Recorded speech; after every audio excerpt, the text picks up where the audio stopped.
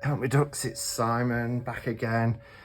So I've just finished doing my Cup of Catchman cards, but I think I'm going to put this video out tomorrow, Sunday, because I've already done a walkthrough today as well. And I've got a busy weekend, well I say a busy Sunday. So I will put this out tomorrow. So the reason why I'm doing this so closely to the deck I showed earlier, which was the Chrysan deck, the Curious Creatures, is because there was just as many people wanting to see a walkthrough of the Ukiyoe tarot. It was on a par really, so to be fair, I thought I'd do them both on the same day. So this tarot deck was also one that I picked up in the shop from Chesterfield the other day. It was £22. It's been around for a long time. I think almost 40 years. I think it was released in 1982. And I know that it was Stuart Kaplan from US Games who commissioned Ukiyoe Furuta, I hope I've said his name right, he commissioned him to create this tarot deck inspired by this beautiful Japanese art. It purports to be a Marseille deck, or in the tradition, a Japanese art style variant of a Marseille deck rather than a RWS deck. And it went out of print for a number of years, but it has been brought back. I'm not quite sure when it was brought back, but I know it was quite sought after, you know, after its initial release. So let's dive in.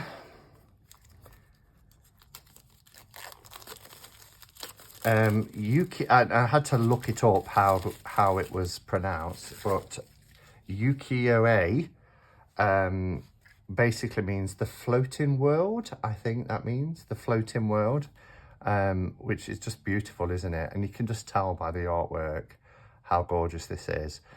I think I have seen a walkthrough of this at some point in my journey on YouTube, because when I saw it on the shelf, I thought, oh yes, I remember, you know, kind of making a mental note that if I ever came across it, I would pick it up. So on one side it says Ukiyoe Tarot by Ukiyoe Furuta, and we've got the Hierophant card on the back. A lot of the imagery is Japanese Buddhist and pre-Buddhism artwork. It says it's got a 78 card deck with instruction booklet, and here it says, artist Ukiyoe Furuta captures the serene beauty of the floating world, I thought it was, in Ukiyoe Tarot. This stunning full-colour deck artfully portrays traditional tarot symbolism with classic Japanese costumed figures. The 78 cards are numbered and titled in both English and Japanese. So, and I'm really pleased. I mean, this is 40 years ago as well, but I'm really pleased that a Japanese artist was commissioned to create a Japanese influenced deck. Let's have a sup of coffee. The paintings themselves in this deck have been done on woodblock. So they are woodblock prints, and they depict everyday life scenes. You know, there's actors and courtesans and other famous kind of figures and popular subjects. It doesn't feel like a very thick deck. Oh, I like the backs. Backs are really nice. Yeah, US Games tend to have normally thicker decks than this, but anyway, let's open this beauty up. Look at that. Oh, the cardstock is nice, although there was two there. Cardstock is really nice. We'll have a look at the cards in a minute. So we do get a little book here, kind of off-centered printing, quite charming. The font is tiny. So copyright 1983 was when this deck, but it mentions 1980 here. Finally, in February 1980, I came into contact with Minoru Shigeta of Angel playing card manufacturing. So yeah, that talks about the history of this deck. Ukiyoe art took root during the mid-17th century in the city of Edo, the feudal capital of Japan, after the unification of the country around 1600. It'd be interesting to read this, but it will be quite difficult to read it as well. Then it goes into the meanings, the divinatory meanings of the cards. Not a lot for the minors. So it is a little white book. Cardstock and card size. So this is a traditional, yeah, it's quite unusual for US games because they're normally consistent, but this is a standard US game size, and it's smaller and narrower. But again, Japanese, they do like things that are smaller. I love Japanese miniature stuff, for example. But look at this artwork on the back. Isn't that just beautiful? Such a gorgeous back design. Really loving that. I would say it would be nice edged in like a burgundy, which I've got, but not with white borders on the front because I can see it bleeding. Okay, so what we're going to do, as we usually do, is we'll have a flip through, and then I'll come back at the end and talk about my thoughts about the deck.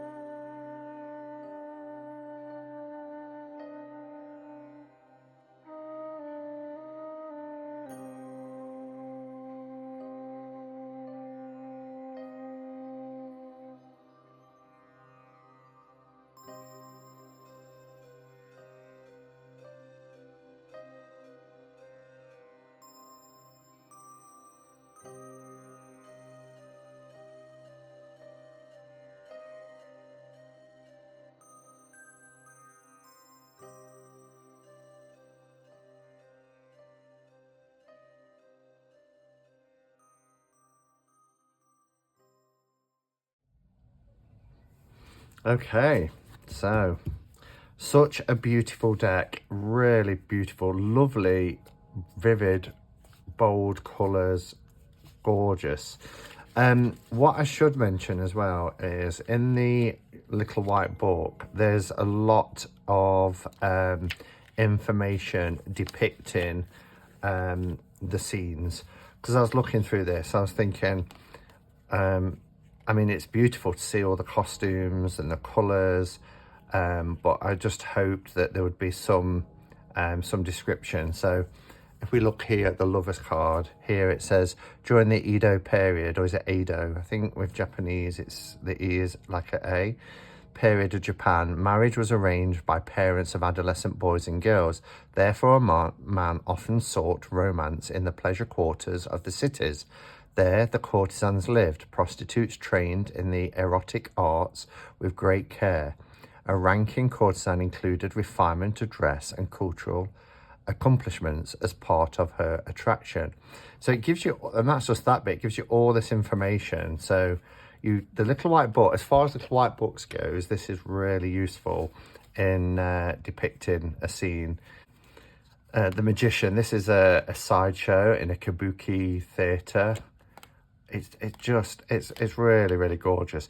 What I noticed as well is we get the English titles here, then we get the Japanese titles within the art. And then when I noticed, it's quite easy to follow, because once you realise that this is the symbol for 9, you can then add it. The way it works here is this is the symbol for 10, but then when you get to card 11, you get the symbol for 10 plus the symbol card for 1. And it builds up like that. That was something that just fascinated me as I was going through. Look at this death card. Isn't this fantastic? Really love that.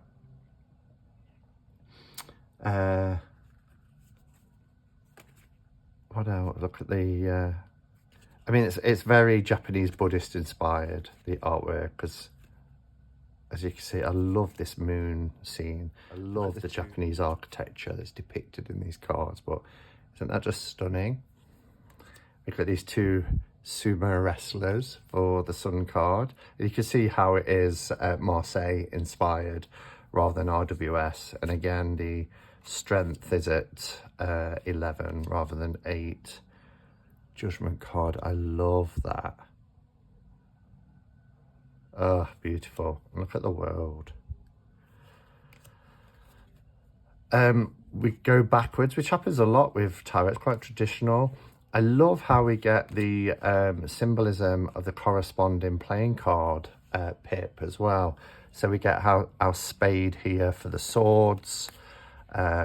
We get clubs for wands. So you see, and it's in every image. I think the minors are beautiful. We get lots of plants and flowers and birds. Just gorgeous. Look at the contrasting colours. Stunning. Little dragonfly there. The courts are beautiful.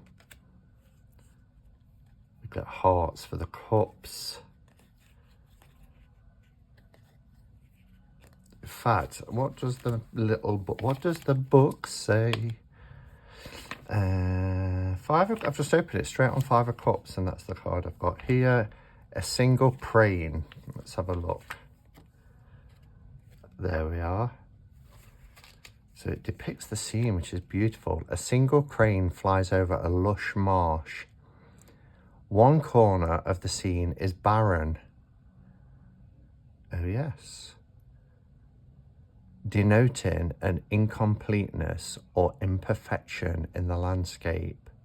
The divinatory meaning is partial loss, regret, friendship without meaning, marriage without love, inheritance, incomplete union. But isn't that interesting, the 5 of Cups? So when we even think of the RWS 5 of Cups, the partial loss.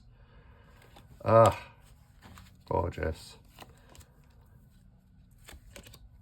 So, I mean, visually, it's stunning.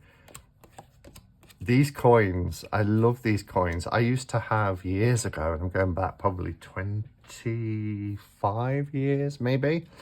I used to have a little toad, and there was a little bowl with these coins in, and you used to put the coin into the toad's mouth as like an offering for prosperity. And they remind me of that. Beautiful. And look at that ace. How stunning. So there you go. I mean, like I say, this deck has been around for 40 years next year. Do you have it? Have you had it? Do you use it? And what do you think? What are your thoughts? Or is this the first time that you're seeing this deck? I know that a lot of people, when I said I'd been to the shop the other day and I bought 3 decks, a lot of people wanted to see this because they said they'd not seen it, which is staggering to think that a deck has been around for 40 years and hasn't got, you know, the attention it deserves. But I think it's visually beautiful, and I'm looking forward to reading more about the scenes in the little white book. So thank you for watching, everybody. I'll be back later in the week, no doubt. I've still got to do a walkthrough of, what's the last deck I've got? This one, which is the Wandering Star Tarot. So I've got to do a walkthrough of that yet. Thanks for watching, everybody. Until next time, go in peace. Namaste and blessed be.